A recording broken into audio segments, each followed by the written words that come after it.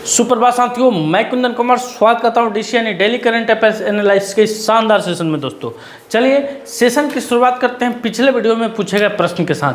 पिछले वीडियो में आपसे क्या प्रश्न पूछा गया था, आपके सामने स्क्रीन पे आ रहा है कि किस राज्य के मुख्यमंत्री ने राज्य सफाई कर्मचारी आयोग के गठन की घोषणा की है।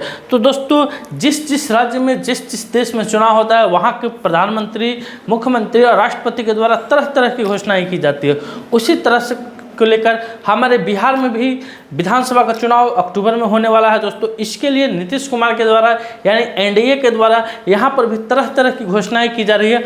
आज उसी घोषणाओं में हम देखेंगे दोस्तों, अंदर के क्लास में बहुत सारे क्वेश्चन आपको बिहार से देखने को मिलेंगे। तो इस क्वेश्चन का उत्तर भी हो जाएगा क्या, बिहार हो जाएगा दोस्तों। ऑप्शन नंबर 1 हो जाएगा। बिहार में जितने भी राज्य सफाई कर्मचारी आयोग है दोस्तों, उसका गठन किया गया है। दोस्तों अब आते हैं आज के क्वेश्चन पर, और आज का है कि विश्वव्यापी वेब दिवस कब मनाया गया है। विश्वव्यापी वेब दिवस यानी WWW आप लोग हमेशा मोबाइल पर देखते होइएगा, चाहे जीमेल बनाते होइएगा तो kundansingtomar@gmail.com www लिखते हैं ना सर, हैं। तो इसका दिवस कब मनाया जाता है, और सबसे पहले जानेंगे कि इसकी यानी WWW इसका आविष्कार कब हुआ था दोस्तों, और इस बार इसका विषय क्या है, यानी इस बार इसकी थीम क्या है। तो विश्वव्यापी वेब दिवस हम लोग 1 अगस्त को मनाते हैं। कब मनाते हैं दोस्तों, 1 अगस्त को मनाते हैं। दोस्तों WWW का आविष्कार 1989 में सर टिम बर्नर्स-ली ने किया था। किसने किया था, यहाँ से आपको एक क्वेश्चन और देखने को मिल गया कि WWW का आविष्कार कब हुआ था। तो 1989 में सर टिम बर्नर्स-ली ने किया था। यह 1991 में सार्वजनिक रूप से उपलब्ध हुआ, यानी आम लोगों के लिए यह कब से लागू हो गया था, 1991 में, 1991 में हुआ। इस बार की इसकी जो थीम है, empowering the future building in inclusive safe and open web. इस बार यानी 2025 की इसकी थीम है दोस्तों। कब से मनाया जा रहा है, कब से बनाया गया है इसको, 1 अगस्त को मनाया गया है। क्या है दोस्तों, WWW यानी विश्वव्यापी वेब दिवस। आते हैं अगले क्वेश्चन की तरफ। अगला क्वेश्चन है कि हाल ही में किस राज्य सरकार ने गाय के गोबर से कपड़ा और बायो प्लास्टिक बनाने की तैयारी कर रही है। तो दोस्तों यूपी गवर्नमेंट ने, यूपी के मुख्यमंत्री योगी आदित्यनाथ के द्वारा यह हाल ही में घोषणा किया गया था कि यूपी में दोस्तों जितने भी आवारा पशु हैं या पशुओं के आवारा गाय हैं दोस्तों, और ये चाहे गौशाला से जो गाय आती है दोस्तों, जो उनका गोबर होता है, उनके गोबर से अब उत्तर प्रदेश सरकार क्या बनाने वाली है, कपड़ा और बायो प्लास्टिक बनाने की तैयारी कर रही है। इसका उद्देश्य आवारा पशुओं से प्राप्त गोबर को टिकाऊ उत्पादों में क्या करना है, बदलना है दोस्तों। प्रतिदिन लगभग 54 लाख किलोग्राम गोबर उत्पन्न होता है। इसे उत्पादों में bio plastic, bio polymer, bio textile, पर्यावरण अनुकूल वस्त्र, कागज, बायोगैस, कंपोस्ट और नैनो सेलुलोज शामिल है। यह पहल हर गांव ऊर्जा केंद्र मॉडल पर किसका समर्थन करती है। यह जो पहल है दोस्तों किसको समर्थित करती है, तो हर गांव ऊर्जा केंद्र मॉडल को क्या करती है, समर्पित करती है। तो किस गवर्नमेंट ने किया है, उत्तर प्रदेश गवर्नमेंट ने किया है। आइए उत्तर प्रदेश से संबंधित कुछ ऑनलाइनर को देखते हैं। उत्तर प्रदेश की कैबिनेट ने महिलाओं को संपत्ति पर 1% स्टाम्प शुल्क में छूट की मंजूरी दी है। उत्तर प्रदेश सरकार ने बांग्लादेशी हिंदू शरणार्थी परिवारों को भूमि अधिकार दिए हैं। 2 दिवसीय युवा आध्यात्मिक शिखर सम्मेलन वाराणसी में हुआ है। 75वें प्रधानमंत्री दिव्यांग केंद्र का उद्घाटन बदायूं में किया गया है। भारतीय सेना ने मेरठ में शक्तिशाली सैन्य प्रदर्शन प्रचंड शक्ति का आयोजन किया है। उत्तर प्रदेश सरकार ने 75 छोटी नदियों को पुनर्जीवित करने का अभियान शुरू किया है। अमेरिका में विश्व पुलिस और अग्निशामक खेलों में उत्तर प्रदेश की पुलिस ने सर्वाधिक पदक जीते हैं। UP international trade show 2025 mega greater Noida में आयोजित किया गया है। तो ये दोस्तों उत्तर प्रदेश से कुछ ऑनलाइनर है, आप इसका फटाफट स्क्रीनशॉट लीजिए और आगे बढ़ते रहिए। भारतीय राष्ट्रीय फुटबॉल टीम के मुख्य कोच नियुक्त होने वाले पहले भारतीय कौन बने हैं। तो दोस्तों भारतीय राष्ट्रीय फुटबॉल के टीम के मुख्य कोच नियुक्त होने वाले पहले भारतीय खालिद जमील बने हैं। कौन बने हैं, खालिद जमील 13 वर्षों में भारतीय राष्ट्रीय फुटबॉल टीम के मुख्य कोच नियुक्त होने वाले पहले भारतीय बने हैं दोस्तों। उन्होंने स्टीफन कॉन्स्टेंसाइन और स्टीफन टारकोविक की जगह चुना गया है। उनसे पहले अंतिम भारतीय मुख्य कोच सावियो मेंडेरा 2011 से 12 थे। खालिद जमीन, ये 48 वर्ष की उम्र के हैं। उन्होंने 2017 में आइजॉल FC को आई लीग किताब दिलाने में महत्वपूर्ण भूमिका निभाई थी। यानी ऑप्शन नंबर 1 इसका क्या हो जाएगा, करेक्ट उत्तर हो जाएगा। अगले क्वेश्चन पर आते हैं कि बिल्डिंग ब्लॉक्स विज्ञान लेख में किस भारतीय वाद्य यंत्र का उल्लेख किया गया है। तो दोस्तों भारतीय वाद्य यंत्र है हारमोनियम दोस्तों, न जिसमें तार की ज़रूरत होती है ना लाइन की ज़रूरत होती है दोस्तों। उसको उंगलियों के इशारों पे बजाया जाता है दोस्तों। कैसा, उंगलियों के इशारों पे बजाया जाता है, जिसे दोस्तों बिल्डिंग ब्लॉक्स विज्ञान लेख में इस वाद्य यंत्र का क्या किया गया है, उल्लेख किया गया है, किसका, हारमोनियम का दोस्तों। आते हैं अगले क्वेश्चन की तरफ। अगला क्वेश्चन आपके स्क्रीन पर आ रहा है कि हाल ही में किस राज्य ने चंद्रमा और मंगल पर जीवन की संभावना पर शोध शुरू किया है। तो बेंगलुरु स्थित अंतरिक्ष आउटरीच संगठन ने प्रोटोप्लैनेट ने होप स्टेशन लॉन्च किया है। होप का अर्थ मानव बाह्य ग्रह अन्वेषण है। यह स्टेशन लद्दाख के तस्सोकार बेसिन में स्थित है और चंद्रमा और मंगल ग्रह की स्थितियों का यह अनुकरण करता है। यह स्टेशन पृथ्वी से बाहर के भूभाग और वातावरण का अनुकरण करता है। इससे इसरो द्वारा तकनीकी और वित्तीय सहायता प्रदान की जाती है दोस्तों। तो इसका जो शोध शुरू हुआ वो कहाँ शुरू हुआ है दोस्तों, लद्दाख में शुरू हुआ है। ऑप्शन नंबर 1 इसका करेक्ट उत्तर हो जाएगा सर।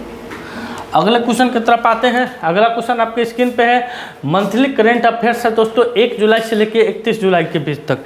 क्या है, 1 जुलाई से लेकर 31 जुलाई के बीच तक का है। अभी तक आप इस क्वेश्चन को नहीं देखे हैं, 100+ इंपॉर्टेंट क्वेश्चन है दोस्तों। 100 से अधिक क्वेश्चनों को इसमें कराया गया है दोस्तों। क्विक रिवीजन है, महज 25 मिनट में इस सेशन को समाप्त किया गया है। तो अगर आप इस वीडियो को नहीं देखे हैं तो जाइए एक बार देखिए। देखने के उपरांत आप इसमें आपको जुलाई मंथ का जो भी करेंट अफेयर्स है वो सारा सुपड़ा साफ हो जाएगा। यानी आप जुलाई मंथ का करेंट अफेयर्स का क्लास नहीं किए हैं, एक भी क्लास नहीं किए हैं, तो इस वीडियो को देखिए। और यहाँ पे लिंक है, उस लिंक इस डिस्क्रिप्शन बॉक्स में भी लिंक दिया गया है और यहाँ पे भी लिंक है। इस लिंक को टच कीजिए या प्ले स्टोर में जाकर उस वीडियो को ज़रूर देखिए, मज़ा आ जाएगा। काफ़ी रैंडम यानी काफ़ी फास्ट तरीके से क्वेश्चनों को कराया गया है। आइए बढ़ते हैं अगला। भारत ने अपना पहला स्वदेशी रूप से विकसित 1 मेगावाट का हरित हाइड्रोजन संयंत्र कहाँ चालू किया है। तो कांडला, विशाखापट्टनम, कोलकाता के इनमें से कोई नहीं। तो आइए दोस्तों, दीनदयाल बंदरगाह प्राधिकरण DP ये कांडला में स्थित है। यह स्वच्छ समुद्री संचालन को सक्षम बनाने हेतु एक बड़ी 10 मेगावाट परियोजना का हिस्सा है। यह किसी भी भारतीय बंदरगाह पर पहली हरित हाइड्रोजन की सुविधा है। यह पूरी तरह से मेक इन इंडिया पहल है, जिसका नेतृत्व भारतीय इंजीनियरों के द्वारा किया जा रहा है। तो कहाँ, कांडला में दोस्तों। इसका नाम क्या बदल के नाम कांडला पहले नाम था, अब नाम इसका क्या हो गया, दीनदयाल बंदरगाह। अगले क्वेश्चन पर आते हैं। 1 अगस्त 2025 को संयुक्त राष्ट्र ने किस विषय पर विशेष अंतर्राष्ट्रीय दिवस मनाया है। तो युवा शक्तिकरण पर, सशक्तिकरण पर, युवा सशक्तिकरण पर दोस्तों संयुक्त राष्ट्र ने एक विशेष दिवस के रूप में इसको सेलिब्रेट किया है। अगले क्वेश्चन की तरफ आते हैं। अगला क्वेश्चन आपके स्क्रीन पे आ रहा है कि बिहार में मोबाइल बेस्ड वोटिंग किस प्रकार के चुनाव में पहली बार लागू किया गया था। तो नगर पंचायत बाईपोल इलेक्शन। क्या दोस्तों, नगर पंचायत बाईपोल इलेक्शन जून में ये इलेक्शन हुआ था, जून 2025 में हुआ था। लागू करने वाला पहला जिला, लागू करने वाला पहला जिला की बात कर लें, पहला जिला पूर्वी चंपारण, आपका पूर्वी चंपारण का पकड़ी दयाल अनुमंडल था दोस्तों। क्या था, पूर्वी चंपारण का पकड़ी दयाल अनुमंडल था। कितने बार क्वेश्चनों को करा दिया गया है, लेकिन VVI क्वेश्चन होने के बाद इसको यहाँ पे एक बार पुनः लाया गया है कि आपको याद है कि नहीं है। आइए अगले क्वेश्चन की तरफ बढ़ते हैं। अगला क्वेश्चन भी बिहार से बैक टू बैक आपको देखने को मिलेगा। बिहार में 1 अगस्त 2025 को किस घोषणा के अंतर्गत राज्य के लगभग 1.67 करोड़ घरेलू सेवाओं को प्रति माह 125 यूनिट बिजली मुफ्त प्रदान की जाएगी। तो बिहार सरकार का गवर्नमेंट आप सभी को आ गया होगा, बिहार सरकार की नोटिस आ गई होगी कि 1 अगस्त से आप सभी को बिजली बिल नहीं देना होगा। मेरे ऊपर भी मैसेज आया है, आपको हम दिखा रहे हैं किस टाइप से मैसेज आ रहा है। यहाँ मैसेज आ रहा है, प्रिय उपभोक्ता राज्य सरकार आपको बिजली बिल में और अधिक राहत देने के उद्देश्य से जुलाई माह से प्रति माह 125 यूनिट तक की घरेलू बिजली की खपत पर किसी भी प्रकार का शुल्क नहीं लिए जाने का निर्णय लिया है। इसके आलोक में घरेलू उपभोक्ताओं को प्रीपेड बैलेंस दैनिक आधार पर फिक्स चार्ज की कटौती बंद कर दी गई है। 150 यूनिट से अधिक मासिक खपत पर फिक्स चार्ज का समायोजन प्रीपेड मीटर के बैलेंस के मासिक विद्युत पत्र बनाने पर किया जाएगा दोस्तों। यानी अगर आप 125 यूनिट इस्तेमाल कर रहे हैं, 124 यूनिट इस्तेमाल कर रहे हैं बिजली का, तो 126 यूनिट का उसका भुगतान नहीं करना होगा, मात्र 1 यूनिट का भुगतान करना होगा दोस्तों 1 महीना के भीतर में।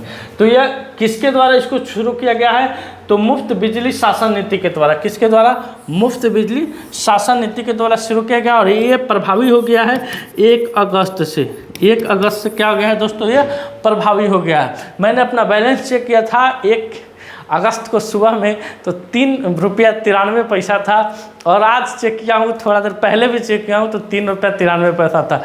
इसलिए खुशी तो थोड़ी होती है दोस्तों। 500 का बिल आ जाता था तो खुशी तो थोड़ी है, लेकिन खुशी है तो मुफ्त की रेवड़ी खा रहे हैं तो हंसबे करेंगे। बिहार, आइए अगला question, back to back Bihar ही मिलेगा आपको देखने को लिए। बिहार की मतदाता सूची यानी वोटर ड्राफ्ट से कितने नाम हटाए गए हैं और कुल कितने मतदाता को शामिल किया गया है? जैसा कि स्पेशल इंटेंसिव रिवीजन सिर SIR काफ़ी चर्चा में चल रहा है दोस्तों, के तहत 1 अगस्त 2025 को जारी ड्राफ्ट में बताया गया। तो इसमें दोस्तों 65 लाख नाम हटाए गए हैं। कितना नाम? 65 लाख नाम हटाए गए हैं और 7.24 करोड़ सम्मिलित किए गए हैं। कितना नाम सम्मिलित किए गए हैं? तो 7.24 करोड़ सम्मिलित किए गए। सबसे ज़्यादा अगर नाम की बात करें तो सबसे ज़्यादा उलटफेर हुआ है आपको बिहार के पूर्वोत्तर के जिला में, किशनगंज जिला में हुआ है। आते हैं अगले प्रश्न पर। अगला प्रश्न पर देखिए, इससे कुछ वन लाइनर फैक्ट है।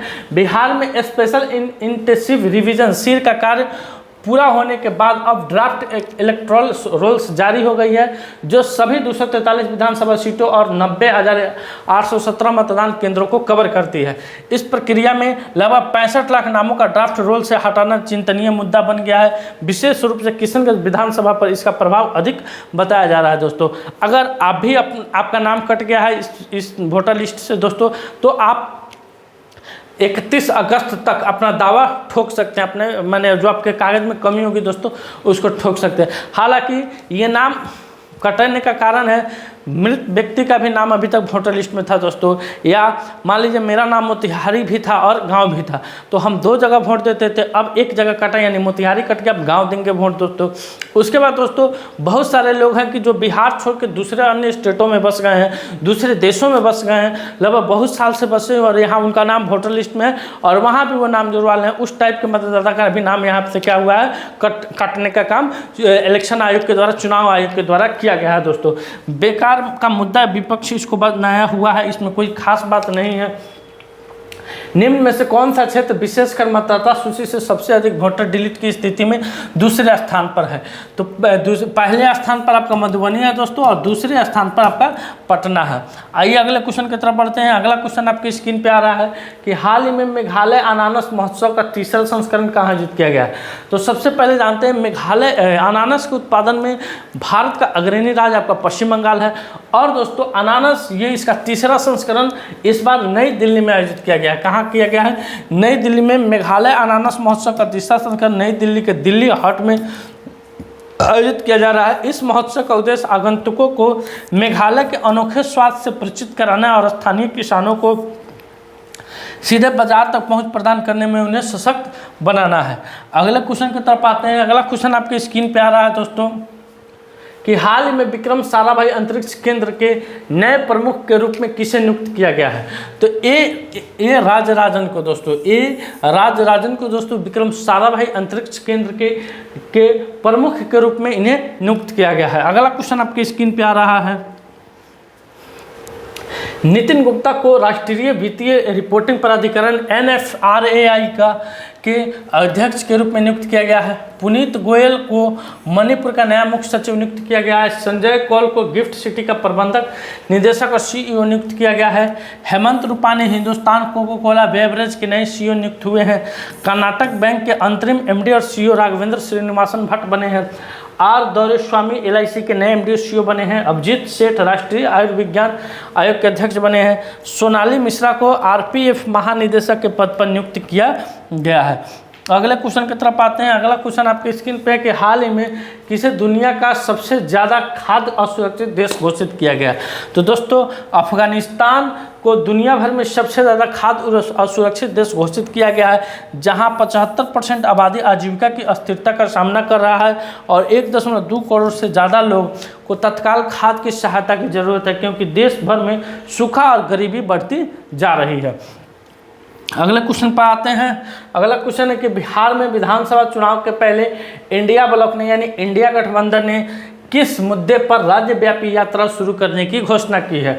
तो मतदाता सूची में विसंगतियाँ, किस मुद्दे पर? मतदाता सूची में विसंगतियाँ। देखिए बेहुदा कितना है विपक्ष हमारा यहाँ पे, कितना नाकामा है, नकारा है। उसको पहल करना चाहिए बेरोजगारी पर, महंगाई पर, भ्रष्टाचार पर, लेकिन किसी मुद्दा पर बात नहीं कर रहा है। मुद्दा क्या है उसका? तो मुद्दा है मतदाता सूची में विसंगतियाँ और एक 80,000 करोड़ का घोटाला हुआ है। 80,000 करोड़ का घोटाला की बात कर रहा है दोस्तों। तो ये इंडिया ब्लॉक के द्वारा ये राज्यव्यापी यात्रा शुरू की गई है। आते हैं अगले क्वेश्चन की तरफ। अगला क्वेश्चन है आपका आज का सवाल कि हाल ही में किस देश ने 16 वर्ष से कम आयु के बच्चों के YouTube अकाउंट बनाने पर प्रतिबंध लगा दिया है। तो इस क्वेश्चन का उत्तर आपको कमेंट सेक्शन में देना है दोस्तों अगर ये वीडियो आपको अच्छा लगा हो तो ज़रूर शेयर कीजिएगा। अब ना ही इस वीडियो का स्टेटस लगेगा और ना ही हम लोग के द्वारा किसी भी ग्रुप में इसको शेयर किया जाएगा। अगर आपको अच्छा लग रहा है तो आप ज़रूर शेयर कीजिए, लाइक कीजिए, कमेंट कीजिए और चैनल पर नए आए हैं तो चैनल को सब्सक्राइब करना मत भूलिए। मिलते हैं आपसे अगले वीडियो में, तब तक के लिए धन्यवाद। अपना ख्याल रखिएगा। भारत माता की जय।